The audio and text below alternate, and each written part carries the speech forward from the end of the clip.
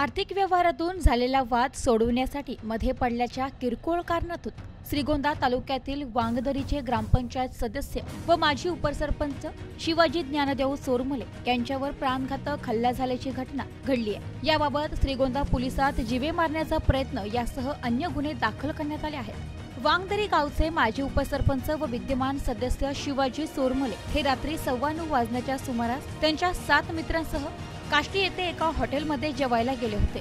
ते जेवायला बसलेले असतानाच त्या ठिकाणी आरोपी आले। त्यांनी चोरमले यांचे मित्र सचिन पुटे यांच्यासोबत आर्थिक व्यवहारावरून वाद घातला, त्यांना शिवीगाळ करण्यास सुरुवात केली। त्याचवेळी चोरमले व त्यांच्या मित्रांनी हे भांडण सोडवण्याचा प्रयत्न केला, परंतु भांडण सोडवता याचा राग घेऊन सूत्रधार शिंदे याने राहुल चोरमले यांना लाथाबुक्क्यांनी मारहाण करण्यास सुरुवात केली।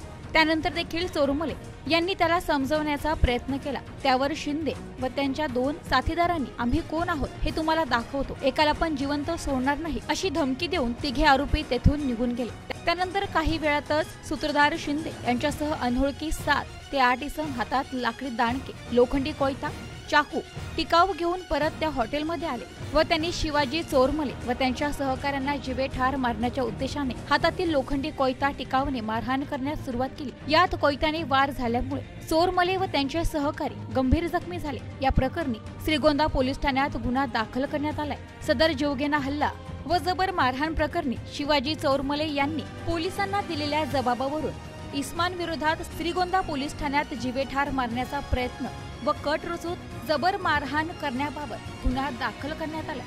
Bureau report, news today 24, Shrigonda, Ahmednagar.